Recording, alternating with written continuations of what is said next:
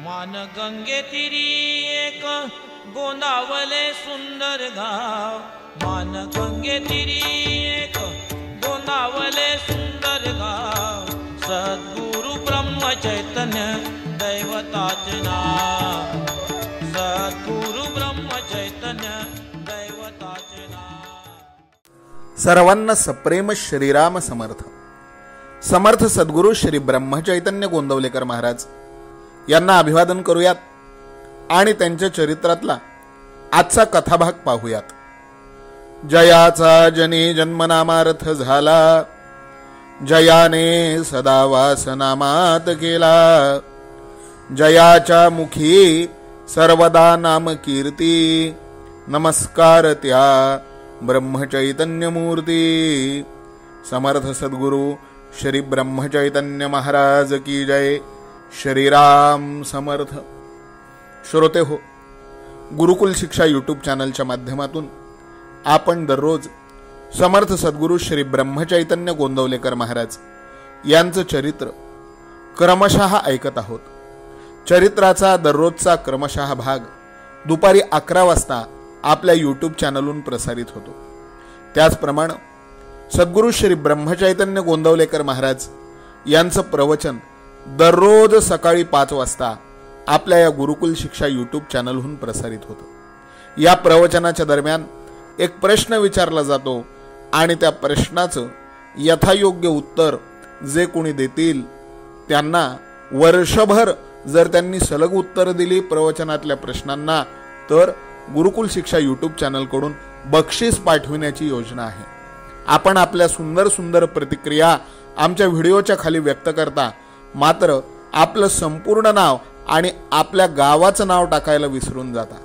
आपण प्रवचनातल्या प्रश्नाचं उत्तर देताना असो अथवा श्री महाराजांच्या चरित्राचा भाग असो, या व्हिडिओवर प्रतिक्रिया देताना आपलं संपूर्ण नाव आणि आपल्या गावाचं नाव आम्हाला जरूर कळवा, म्हणजे आम्हाला कळेल की आम्ही सुरू केलेला हा उपक्रम कोणाकोणापर्यंत आणि कोणकोणत्या गावापर्यंत पोहोचलाय। चला तर मग आजचा श्री महाराजांच्या चरित्रातला पुढचा कथा भाग आपण सर्वजण पाहूयात। श्रोते हो, आपण बघितलं की गोंदवल्यामध्ये जणू काही श्री ब्रह्मचैतन्य महाराजांच्या प्रधानाचार्यत्वाखाली परमार्थाची शाळाच भरली होती। श्री ब्रह्मचैतन्य महाराजांच्या संगतीमध्ये अनेक लोक बद्धाचे साधक झाले, काहींना वैराग्य प्राप्त झालं, काही लोक दीक्षाधिकारी बनले, काही लोक परमपदाला पोहोचले। परगावून येणारे जाणारे लोक देखील या काळामध्ये गोंदवल्याला बऱ्याच दिवस राहू लागले। शिवाय गोंदवल्यामध्ये कायम राहणारी काही कुटुंब होती, त्यापैकी काही फार गरीब होती। श्री महाराज त्यांच्या संसाराचा गाडा हाकीत असत। ज्यांच्यावर संकट कोसळलं आणि ज्यांनी श्री महाराजांना हाक मारली त्यांच्याकडे आधी धाव घ्यायची, हा श्री महाराजांचा मूळ देह स्वभाव होता। दुर्गुणाच्या पायी स्वतःचे प्रापंचिक आणि पारमार्थिक नुकसान करून घेणारे लोक पाहिले म्हणजे ब्रह्मचैतन्य महाराजांना चैन पडत नसे। अहंकार, अभिमान हा सर्व दुर्गुणांचा राजा आणि मूळ आहे असं महाराज नेहमी म्हणायचे। म्हणून चहाडी, चोरी, परनिंदा, परापमान, व्यसन, कर्मटपणा, मारामारी वगैरे अपराध बऱ्याच वेळेला ते लोकांचे पोटात घालायचे, पण ज्याला अहंकार चढला त्याला मात्र लगेच प्रायश्चित्त दिल्या वाचून ते कधी राहत नसत। अंतःकरण न दुखविता दोष दाखविण्याची मोठी कला श्री ब्रह्मचैतन्य महाराजांच्या जवळ पूर्णत्वानं वास करीत असल्यानं गोंदवल्याला येणाऱ्या आणि तिथे राहणाऱ्या अनेक लोकांचे काम, क्रोध, लोभ, दंभ, मत्सर, द्वेष, चोरटेपणा इत्यादी दुर्गुण श्री ब्रह्मचैतन्य महाराजांनी नुसत्या प्रेमाच्या जोरावर सोडून दाखविले। इतका समाज एका ठिकाणी राहू लागल्यावर बाहेरचे काही लोक मंदिरामध्ये चोरी करण्याच्या उद्देशानं गोंदवल्याला यायला लागले। एखाद्या माणसाची मौल्यवान वस्तू हरवली म्हणजे श्री महाराजांच्याकडे त्याची कागाळी जायची। श्री महाराज कोणाला काही न सांगता ज्यानं ती वस्तू नेली असेल त्याच्याकडे एकांतात एकटे जायचे। त्याला ते सांगायचे, अहो हे पहा, इथे राम उभा आहे, तो सर्व पाहतो, म्हणून तुम्ही ती वस्तू घेतली आहे हे नेमकं फक्त मलाच कळलं.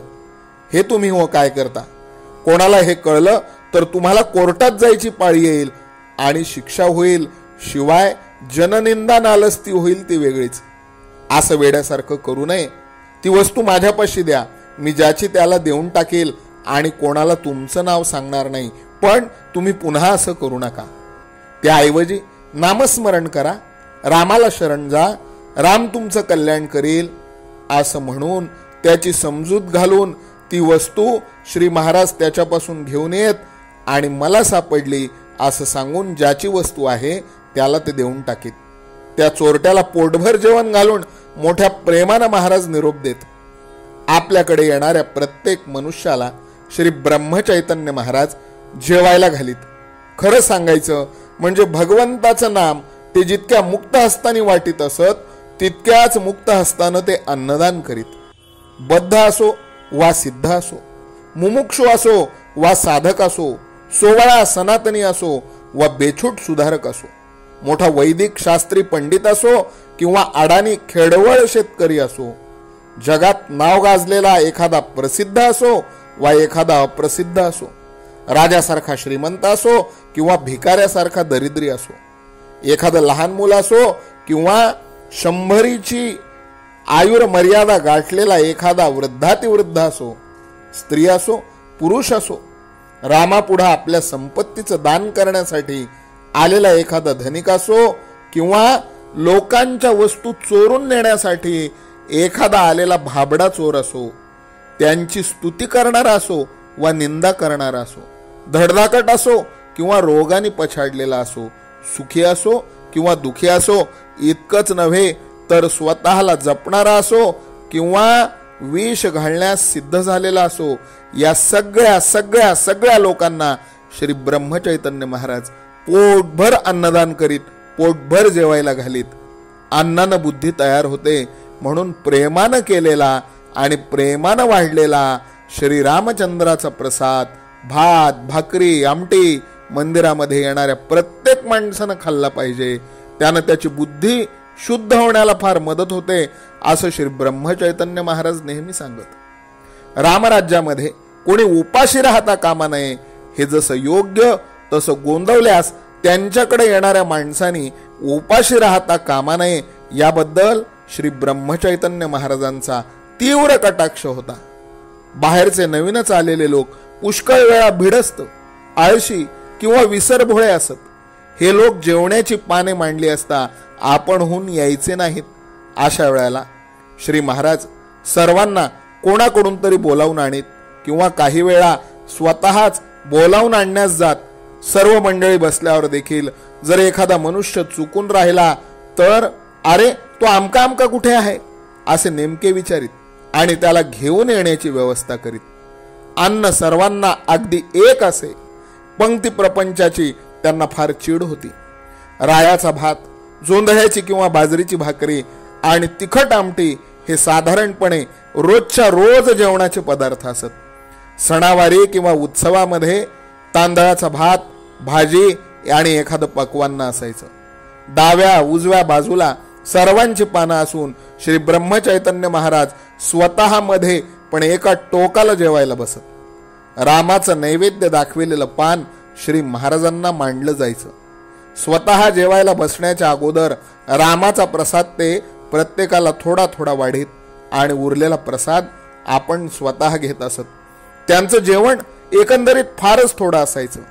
बाजरीची भाकरी, आमटी किंवा पिठलं ते मोठ्या आवडीनं खात. त्यातल्या त्यात भाकरी जर आदल्या दिवशीची शिळी असेल तर ती त्यांना अधिकच आवडत असे. परमार्थाच्या या शाळेत श्री ब्रह्मचैतन्य महाराजांचा अन्नदानावर ते असा कटाक्ष होता आणि दुर्गुणांचा श्री ब्रह्मचैतन्य महाराजांना असा तिटकारा होता. गोंदवल्याच्या या परमार्थाच्या शाळेत पुढे नेमकं काय काय घडलं हे आपण नंतरच्या भागांमध्ये क्रमशः पाहणार आहोत. तुम्हाला आजचा भाग कसा वाटला हे नक्की प्रतिक्रियेमध्ये स्वतःच्या नावगावासहित आम्हाला कळवा. तुम्हाला श्री महाराजांच्या चरित्राचे एकाहून एक असे सुरस भाग ऐकायचे असतील तर आपल्या गुरुकुल शिक्षा यूट्यूब चॅनलला सबस्क्राईब करा. बेल बटन दाबा, ऑल हा पर्याय निवडा, म्हणजे इथून पुढे येणाऱ्या भागांचं नोटिफिकेशन तुम्हाला तुमच्या मोबाईलवर आपोआप प्राप्त होतील. यापूर्वी झालेल्या सर्व भागांना जर तुम्हाला ऐकायचं असेल तर तुम्ही प्लेलिस्टमध्ये जाऊन श्री ब्रह्मचैतन्य गोंदवलेकर महाराज चरित्र या नावाची प्लेलिस्ट ओपन करा. त्याच्यामध्ये पहिल्या भागापासून आत्तापर्यंतच्या भागाचे सर्व भाग तुम्हाला क्रमशः ऐकायला मिळतील. या प्लेलिस्टची लिंक आम्ही या व्हिडिओच्या डिस्क्रिप्शनमध्ये दिलेली आहे. ती लिंक ओपन करून देखील तुम्ही ही प्लेलिस्ट ओपन करू शकता.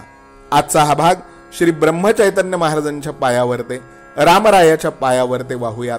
उद्या पुन्हा याच वेळेला श्री ब्रह्मचैतन्य महाराजांच्या चरित्रातला पुढचा भाग वाचनासाठी घेऊन येऊन श्री महाराजांची सेवा करूयात.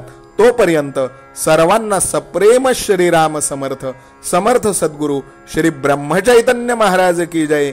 जानकी जीवन स्मरण जय जय राम. सीता कांत स्मरण जय जय राम. श्रीराम जय राम जय जय राम. श्रीराम समर्थ. मला तुके रघुराया